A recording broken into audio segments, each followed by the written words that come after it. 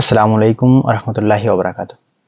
Epson L3110, 3210 ও 3250 প্রিন্টারে একটি maximum সময় একটি সমস্যা হয়, কালার দেয় না, কালার ঠিকঠাক মতো আসে না, হেড কিলিং দিয়ে দিয়ে কাজ করতে হয়।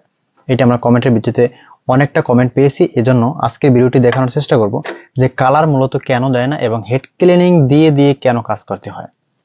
একটা হেড ক্লিনিং দিলে ঠিকঠাক মতো কাজ করে, আবার পরবর্তীতে যখন প্রিন্ট করতে যান তখন আবার হেড ক্লিনিং দিতে হয়। এই বিষয়টা আসলে কেন হয়? তো একটি ভিডিওতে সম্পূর্ণ বিষয় দেখানো সম্ভব না এবং সম্পূর্ণ কাজও দেখানো সম্ভব না। তো কিন্তু এই কালারটা কেন হেড ক্লিনিং দিয়ে দিয়ে দিতে হয় এই বিষয়টা কিন্তু আজকে দেখানোর চেষ্টা করবো ইনশাআল্লাহ। তো সম্পূর্ণ ভিডিওটি কন্টিনিউ করুন। এবং আমার এখানে দেখতেছেন একটি বডি, দেখুন এখানে এই বডিটি মূলত কিন্তু একদম খালি। এটা কিন্তু 3110 এর বডি, 3110 প্রিন্টারের বডি, ফুল বডি। তো এখানে কোনো পার্টস নাই। তো আমরা প্রতিটি ভিডিওতে স্টেপ বাই স্টেপ দেখানোর চেষ্টা করব যে কিভাবে পার্টস ফিটিং করতে হয় এবং কোন পার্টসের কারণে কি কি সমস্যা হয়, এই বিষয়টা কিন্তু আলাদা আলাদাভাবে দেখানোর চেষ্টা করবো ইনশাল্লাহ। তো আজকের যে মূল বিষয়টি হলো কালার দেয় না। কালার বিষয়টি হলো প্রথমে আপনার কার্টিজ থেকে আসে এবং শেষে যে এই যে আমার হাতে দেখতেছেন এটা মূলত একটা পাম্প দিয়ে মূলত কালিটা টানে। তো এই দেখুন এখানে পাম্পটা দিয়ে মূলত কালিটা টানে। তো কালিটা যদি ও ঠিকঠাক মতো না টানতে পারে তখন কিন্তু এই সমস্যাটি বেশি হয়, হেড ক্লিনিং দিয়ে দিয়ে কিন্তু কাজ করতে হয়। পাম্পে যখনই কালি আপনার টানবে না তখন কি করবে, আবার একটা হেড ক্লিনিং দেবেন, তখন আবার কালি টানবে, আবার একটা হেড ক্লিনিং দিবেন, তারপর কিন্তু কালিটা টানবে। এই সমস্যাটা বেশি হয়। তো এখানে দেখুন এই যে পাম্পের এইখানে এই দেখুন এখানে ফোম দেয়া আছে এবং এখানে একটা স্প্রিং দেয়া আছে, এই যে চাপ দিলে কিন্তু পুশ করে। তো এই স্প্রিং এর নিচে এইখানে থাকে মূলত এরকম একটি পাইপ।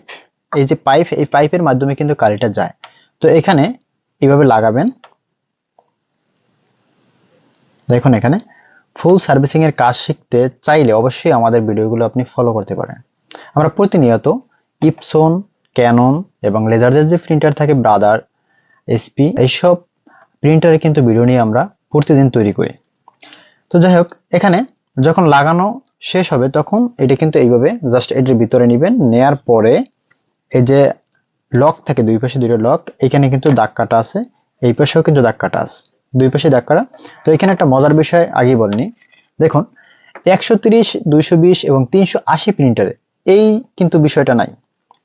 3110 প্রিন্টার থেকে যে শুরু হয়েছে যে এই যে একটা দেখুন একটা ডান্ডির মতো বা লম্বা, এই জিনিসটা কেন দিয়েছে, এটা মজার জিনিস, এখানে শিখে রাখা ভালো অবশ্যই।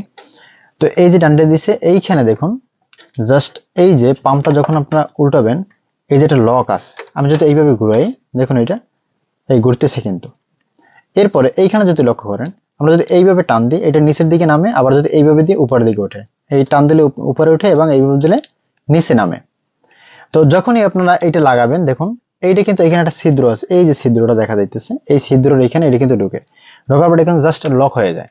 লক হলে কিন্তু এটার উপরে উঠবে না, আপনার হেডটা সেফ থাকবে। এবং যখনই হেডটা এই পাশে আসবে তখনই এইভাবে একটু হালকা উপরে উঠে ও হেডের যে নিচে কালি থাকে কালিটাও মুছে নেবে, যার কারণে বাড়তি কালিটা কিন্তু আপনার এসে পড়বে না। ঠিক আছে? তো এজন্য আমরা এইভাবে লাগাবো, লাগানোর পর জাস্ট এই যে লক থাকে, লকটা আমরা এই পাশে দিয়ে আগে ঢুকিয়ে নিব, এই যে ভিতরে নিব, নেওয়ার পর এই যে এইখানে একটা লক থাকে, এই যে এইখানে দেখুন এখানে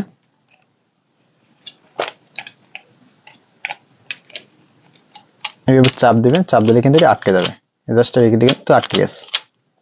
আটকে যাওয়ার পরে এই এখন দেখুন এইখানে কিন্তু বিষয়টা কি হয়েছে, এখন যদি আপনি ঘুরান কিন্তু আসবে না। যখন আপনি এটা পিছনে নেবেন, পিছনে নেওয়ার পর একটু টান দেবেন দেখুন উপরে ওঠে, তার মানে কি লকটা আটকে গেছে। যাই হোক, এই বিষয়টা আগে দেখবেন। এরপরে আমরা এখানে পিছনে একটা স্প্রিং থাকে, এই যে আমার হাতে একটা স্প্রিং, জাস্ট এই স্প্রিংটা এইভাবে আটকাবেন। প্রতিটা স্টেপ বাই স্টেপ কিন্তু আমাদের ভিডিওতে দেওয়া হবে কিভাবে পাম্প রিপেয়ার থেকে শুরু করে কিভাবে একটা প্রিন্টার আপনার সম্পূর্ণ প্রিন্টার কাজ করবেন, এই বিষয়ে কিন্তু সম্পূর্ণ বিষয় দেখানো হয়। তো অবশ্যই যারা নতুন দর্শক আছেন অবশ্যই চ্যানেলটি সাবস্ক্রাইব করে পাশে থাকুন।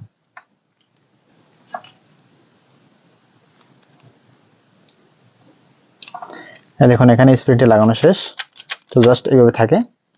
এরপরে আমরা যে কাজটি করব, এইখানে মূল কিন্তু কাজ হলো এইখানে যে পাম্পটি যে কাজ করে, পাম্প মূলত এইখানে কিন্তু কাজটা করে, এইখান থেকে কিন্তু কালিটা নেয়। কিভাবে কালি নেয় তাও দেখতে থাকুন।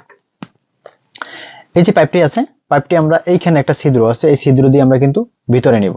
ভিতরে নেওয়ার পরে কিন্তু কাজটি করবে, না হয় কিন্তু কাজটি করবে না। দেখুন এখানে অন্যান্য ভিডিওতে কিন্তু আমি আগে দেখিয়েছি কিভাবে আপনারা পাম্প যদি এটা খেয়ে যায় মানে ডাবে, যার কারণে কালিটা নেয় না, এই বিষয়টা কিভাবে রিপেয়ার করবেন আমি আই বাটনে দিয়ে রাখবো, ওই ভিডিও দেখে কিন্তু রিপেয়ার করতে পারবেন। জাস্ট এখানে রিপেয়ারের বিষয় না, কিভাবে কি লাগায় এই জিনিসটা দেখাইতেছে। তো দেখুন এখানে এটা কিন্তু নষ্ট হয় ম্যাক্সিমাম সময়, এটা কিন্তু আপনারা রিপেয়ার করতে পারেন। যদি নতুন থাকে তো অবশ্যই বেশ ভালো, তাহলে নতুন দিয়ে আপনি ফিটিং করবেন। আর যদি নতুন না থাকে সেক্ষেত্রে কি করবেন, অবশ্যই রিপেয়ার করতে হবে। তো রিপেয়ার ভিডিও কিন্তু দেয়া আছে, তাই অবশ্যই যদি রিপেয়ার ভিডিও দেখতে চান অবশ্যই আই বাটন দিয়ে রাখবো, ওইখান থেকে আপনি দেখে নেবেন। যাই হোক, এখানে একটা বিষয় আমরা দেখি।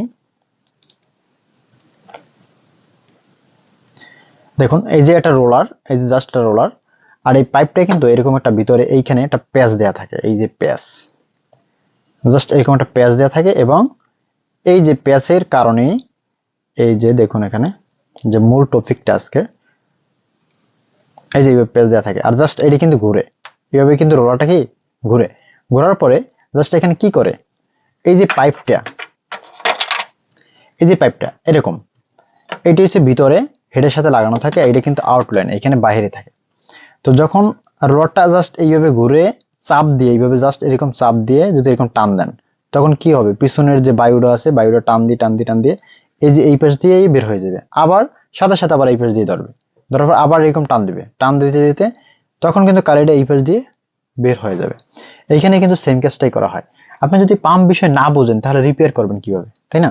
তো আগে আপনাকে এটা আইডেন্টিফাই করতে হবে যে পাম্প আসলে কিভাবে কাজ করে। তো দেখুন এখানে তো এই সেম এই রোলারটা, আর এখানে একটা বিষয় দেখুন, এই পাশে কিন্তু একটু বেশি ধাক্কাটা, এই পাশে একটু কম, এই যে কম পাশ এই পাশটা দিয়ে টানে, আর এই পাশটা যখন থাকবে তখন কিন্তু আর টানবে না, তখন হালকা ফ্রি থাকবে, ও ফ্রি করবে, ঠিক আছে? আবার যখন এখানে যদি বেশি ডাইভেথা যায়, মানে এটা যদি এটা গর্তের মতো হয়ে যায়, তখন আর এটা উপরে আসতে পারে না, তখন এখানে বসেও ঘোরে, আর এটা যদি উল্টো ব্যাগে ঘুরে তখন কিন্তু এই হেডের ভিতরে আবার কালিটা নিয়ে যায়। যখন অনেক সময় দেখা যায় কি, যেমন মেজেন্টার ভিতরে সায়ন ঢুকে গেছে, ব্ল্যাকের ভিতরে সায়ন, হ্যাঁ, বা অন্যান্য কালের ভিতরে অন্যান্য কালে ঢুকে যায়, এরকম বিষয় কিন্তু হয়, তাও কিন্তু এই পাম্প থেকেই হয়। তো আজকের ভিডিও মূলত এই পর্যন্তই ছিল, যে পাম্প কিভাবে কি কাজ করে, কিভাবে কি লাগাতে হয় এই বিষয়ে। তো পরবর্তী ভিডিওতে দেখানোর চেষ্টা করব যে এখানে ড্রাম সেট কিভাবে লাগাতে হয়, এবং এই উপরের যে ফিটিং কিভাবে করতে হয়, পেপার জাতীয় যে সেন্সর জাতীয়, হ্যাঁ, ইনকোয়ার্টার জাতীয় যে সমস্যাগুলো থাকে, এই বিষয়ে পরবর্তী ভিডিওতে দেখানোর চেষ্টা করবো ইনশাল্লাহ। আজকের ভিডিও এ পর্যন্তই, আল্লাহ হাফেজ।